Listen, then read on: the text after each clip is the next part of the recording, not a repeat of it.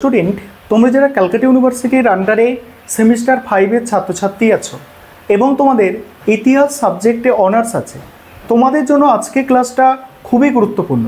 আজকে ক্লাসে তোমাদের ডিএসসিসি 10 পেপার অর্থাৎ তোমাদের হিস্ট্রি অফ ইন্ডিয়া 1605 থেকে 1750 এই পেপারের 100% কমনযোগ্য সাজেশান নিয়ে আলোচনা করব।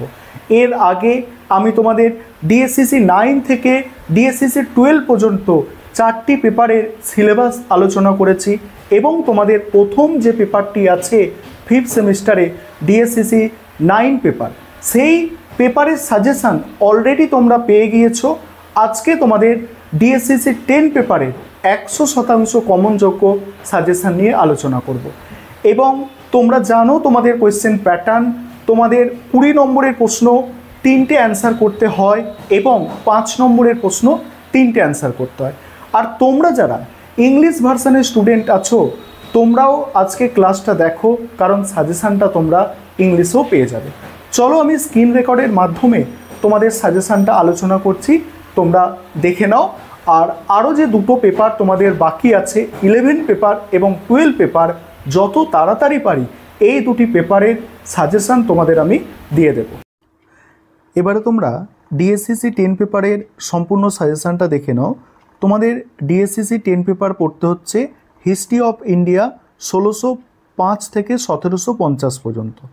এখানে 20 নম্বরের জন্য যে প্রশ্নগুলো তোমরা তৈরি করবে দেখো, আর এই যে পাশে সালগুলো তোমরা দেখতে পাচ্ছ অর্থাৎ ইয়ারগুলো দেখতে পাচ্ছ, এর মানে কি?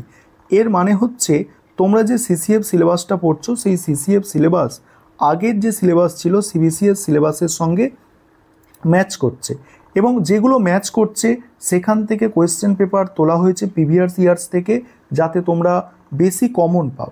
সেই কারণে এইভাবে তোমাদের জন্য সাজেশান রেডি করা হয়েছে।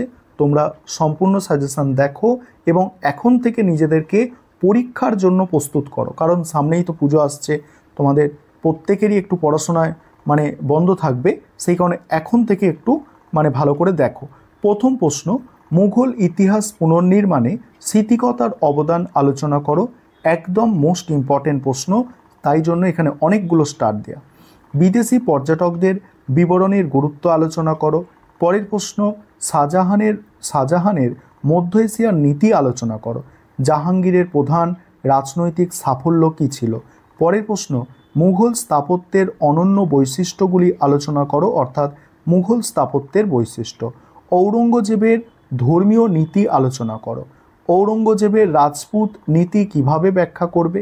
তারপরেই আছে শিবাজির অধীনে মারাঠা প্রশাসনের প্রকৃতি ব্যাখ্যা করো। নেক্সট, হিন্দু পাতশাহীর ধারণা আলোচনা করো। নেক্সট, মুঘল সাম্রাজ্যের পতনে জায়গিরদারির সংকট কতটা দায়ী ছিল? মোস্ট ইম্পর্টেন্ট প্রশ্ন। তারপরের প্রশ্ন, মুঘল যুগে কৃষক বিদ্রোহে ধর্ম ও বর্ণের ভূমিকা বিশ্লেষণ করো। নেক্সট, মুঘলদের পতন নিয়ে ইতিহাসবিদদের বিতর্ক আলোচনা করো। পরের প্রশ্ন, মুঘল সাম্রাজ্যে নগরায়নের বিকাশের ওপর একটি নিবন্ধ লেখো। তারপরে মুর্শিদকুলি খানের রাজস্ব ব্যবস্থার মূল বৈশিষ্ট্য আলোচনা করো। পরের প্রশ্ন আছে, মুঘল যুগে ভারত মহাসাগরীয় বাণিজ্যের মূল বৈশিষ্ট্য আলোচনা করো। তারপরে মুঘল ব্যাংকিং ব্যবস্থার ওপর একটি নিবন্ধ। কৃষি হস্তশিল্প ও শিক্ষার অবস্থা আলোচনা করো। দারা শিখো ও তার সুফি চিন্তার গুরুত্ব। তারপরে শিখ ধর্ম ও শিখ বিদ্রোহের বিকাশ বিশ্লেষণ করো। মুঘল শিল্প স্থাপত্য ও সাহিত্যের বিকাশ আলোচনা করো। এই হচ্ছে তোমাদের টোটাল 20 নম্বরের প্রশ্ন এবং পরীক্ষার সময় একদম লাস্ট মিনিট সাজেশান কমিয়ে দেব আমি। এখন তোমরা প্রথম থেকে তৈরি করো, প্রথম থেকে ভালো করে পড়তে থাকো এবং প্রথমের দিকের প্রশ্নগুলো মনে রাখবে, সবথেকে গুরুত্বপূর্ণ প্রশ্ন আমার সাজেশানে দেয়া থাকে। 5 নম্বরের প্রশ্ন এবার তোমরা দেখে নাও। তার আগে বলি, তোমাদের জন্য এবারেও স্টাডি মেটেরিয়াল তৈরি করা চলছে এবং আমাদের এক্সপার্ট টিম দিয়ে স্টাডি মেটেরিয়াল তৈরি করা হচ্ছে ইতিহাসের। এবারে যেটা আমাদের কনসেপ্ট রাখা হয়েছে, ইতিহাসের অনেকগুলো টিচার নেওয়া হচ্ছে এক একটা পোর্শনের স্টাডি মেটেরিয়াল তৈরি করার জন্য এবং তাদেরকে আলাদা আলাদাভাবে পে করা হচ্ছে, ঠিক আছে? তোমরা যারা স্টাডি মেটেরিয়াল পারচেস করতে ইচ্ছুক আছো নিচে স্ক্রিনে দেওয়া নম্বরে যোগাযোগ করে স্টাডি মেটেরিয়াল পারচেস করতে পারো। আমাদের স্টাডি মেটেরিয়াল মানে এই ভাস্কর স্যারের স্টাডি মেটেরিয়াল মানে সবসময় মনে রাখবে তোমরা বেস্ট কোয়ালিটির স্টাডি মেটেরিয়াল পাবে। তবে আমাদের স্টাডি মেটেরিয়ালের একটু প্রাইসটা হাই থাকে, কারণ আমাদের মেটেরিয়ালটাই এরকম, অর্থাৎ সেই আইফোন টাইপ বলে না সেরকম টাইপের মেটেরিয়াল আমাদের এতে ব্যবহার করা হয়।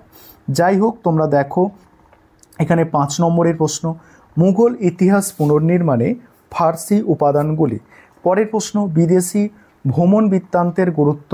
তারপরে জাহাঙ্গীরের সময় মুঘল চিত্রকলার ওপর সংক্ষিপ্ত টিকা, নূরজাহান চক্র। তারপরে শাহজাহান কেন বলক ও বাদাখশান অধিকার করতে চেয়েছিল।